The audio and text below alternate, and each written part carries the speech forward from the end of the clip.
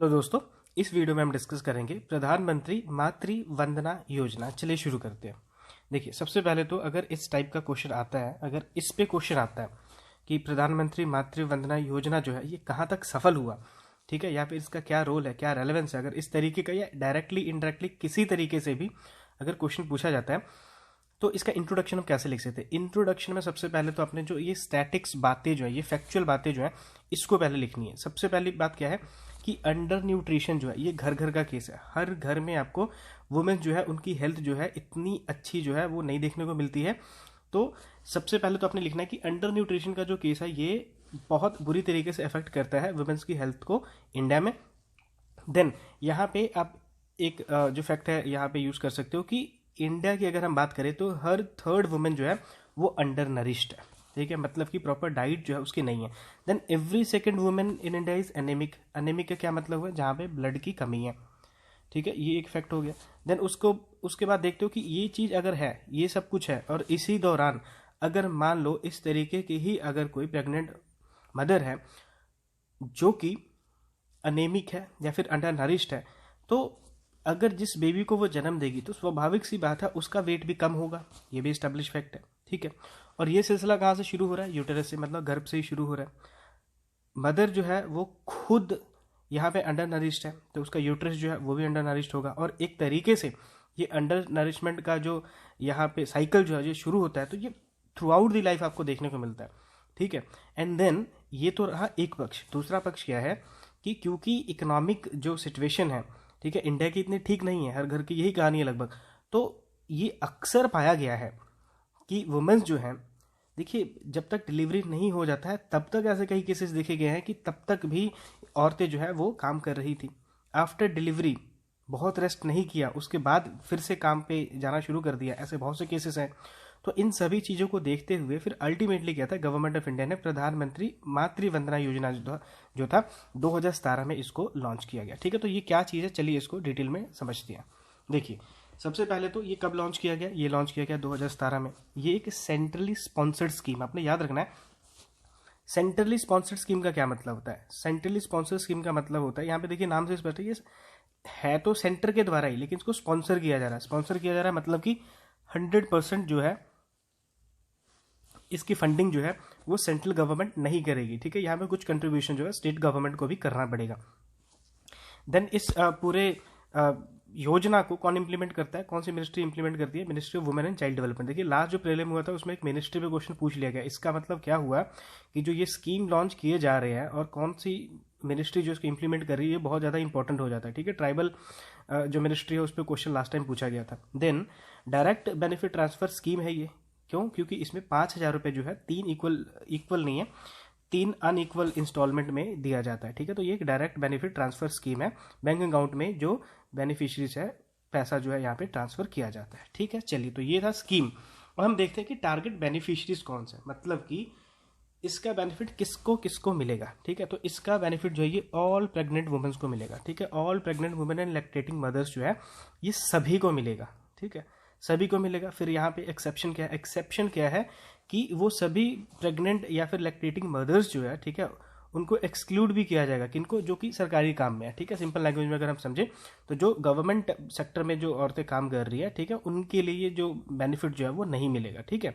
Then इसका benefit कब लिया जाएगा? इसका बेनिफिट क्योंकि 2017 में ये स्कीम लॉन्च हुआ, तो उस दिन या फिर उसके बाद जो बेबीज जन्म ले रहे हैं, ठीक है, उस केस में बेनिफिट मिलेगा। इससे पहले मतलब कि पीछे जाके इसका बेनिफिट जो है ये नहीं मिलेगा, ठीक है। ये भी आपने याद रखना है।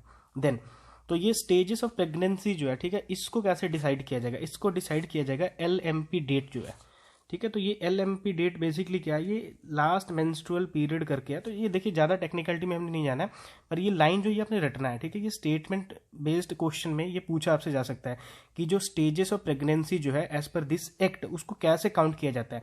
तो LMP डेट जो है ना, ये MSP कार्ड प्रोवाइड किया जाता है, ठीक है। MSP कार्ड क्या है? ये मदर चाइल्ड प्रोटेक्शन कार्ड है। तो इसमें ये जो डेट मेंशन किया गया उसके अकॉर्डिंग जो है ये प्रेगनेंसी के जो स्टेजेस है इसको डिफाइन किया जाता है, और उसके अकॉर्डिंगली ही यहाँ पे जो इंस्टॉलमेंट है वो दिया जाता है, ठीक है। तो ये लाइन जो है बहुत इंपॉर्टेंट आपने याद रखना है। देन और मान लीजिए कि अगर मिस कैरिज का केस होता है। मिस कैरिज का क्या मतलब है? बेबी जन्म से पहले ही अगर मान लीजिए उसकी डेथ हो जाती है भ्रूण में ही, तो उस केस में जो है क्या होगा? तो जैसे देखिए ये लाइन जो है आपने रटना है, ये बहुत इंपॉर्टेंट लाइन है, इस पर एमसीक्यूज बन सकता है। ये जो स्कीम है ना, इसका बेनिफिट एक बार ही मिलेगा, सिर्फ एक बार, मतलब कि एक बेबी के लिए मिलेगा। लेकिन मान लीजिए अगर मिस कैरेज हो गया तो उस केस में क्या होगा, यहाँ पे आपने समझना है। मिस कैरेज, देखिए जैसे प्रेगनेंसी हुई, आपने रिपोर्ट किया, ठीक है, आप मेडिकल चेकअप करवाने गए, और जो रूल्स एंड रेगुलेशन यहाँ पे जो बनाए गए हैं, जैसे कि आप आंगनवाड़ी में जाके अगर मान लीजिए इसकी रिपोर्ट करवाते हो, ठीक है, या फिर जो approved government sector medical sector जो है, अगर वहाँ पे जाते हो और वहाँ पे कंसल्ट आप करते हो, तो उस दौरान जो है आपको 1000 रुपीज़ जो है वो दिए जाते हैं, ठीक है। तो एक पहली इंस्टॉलमेंट आपको मिल गई। अब मैंने आपको बताया 3 इंस्टॉलमेंट में पैसे मिलते हैं, पहले इंस्टॉलमेंट में 1000 और बाकी के जो 2 इंस्टॉलमेंट है उसमें 2-2 हज़ार रुपये जो है वो मिलते हैं। तो अगर मान लीजिए कि जैसे ही प्रेगनेंसी हुई, आपने रिपोर्ट करवाया, तो उस केस में आपको 1000 रुपीज़ मिल गया, ठीक है। जन्म से पहले मिस कैरिज हो गया, ठीक है। अब मिस कैरिज क्योंकि हो गया, तो इस केस में क्या होगा, इस केस में क्या है कि बाद में अगर प्रेगनेंसी होती है, ठीक है, तो आप एलिजिबल हो सेकंड और थर्ड इंस्टॉलमेंट के लिए। वापस से नए तरीके से नहीं मिलेगा, पहला क्योंकि इंस्टॉलमेंट आपने ले लिया है, तो दूसरा और तीसरा ही आपको मिलेगा। सेम अगर 2 इंस्टॉलमेंट आपको मिल गया है, बाद में अगर बेबी की मौत हो जाती है, ठीक है, इस केस में अब थर्ड जो है वो ले सकते हो, ठीक है।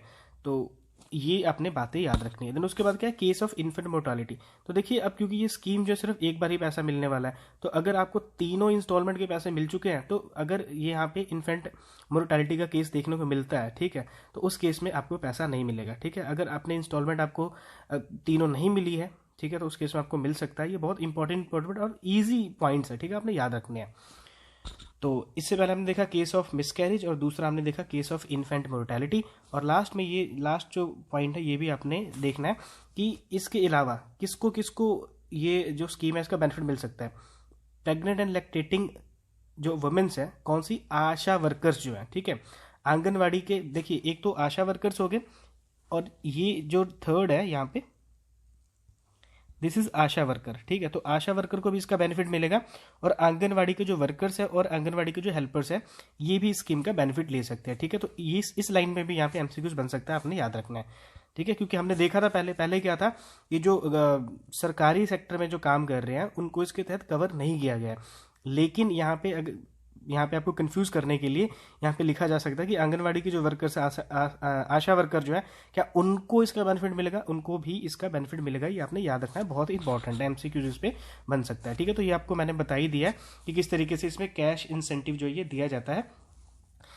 5000 यहाँ पे 3 इंस्टॉलमेंट में यहाँ पे दिया जाता है, ठीक है, तो आपने याद रखना है। देन इसमें एक और यहाँ पे इंपॉर्टेंट पॉइंट है कि एक स्कीम गवर्नमेंट ऑफ इंडिया चलाती है, जनानी सुरक्षा योजना, ठीक है। तो इसके तहत 1000 रुपीज़ दिया जाता है। तो ऑन एन एवरेज आप कह सकते हो कि 6000 रुपीज़ जो है प्रधानमंत्री मातृ वंदना योजना के तहत आपको दिए जाते हैं। अब ये जो जनानी सुरक्षा योजना है, इसको आपको अलग से कवर करना पड़ेगा, ठीक है। ये सेंट्रल सेक्टर स्कीम है, ठीक है, स्पॉन्सर स्कीम नहीं है, और ये इररिस्पेक्टिव ऑफ एज और मदर जो है ये सभी को मिलता है, ठीक है। तो एक बार मिलता है, और 1000 रुपीज़ जो है इसमें दिया जाता है, ठीक है, आपने याद रखना है। तो इसके साथ ही ये लेक्चर तो हो रहा है ख़त्म। जल्दी ही एक नए टॉपिक के साथ मिलते हैं, तब तक के लिए जय हिंद।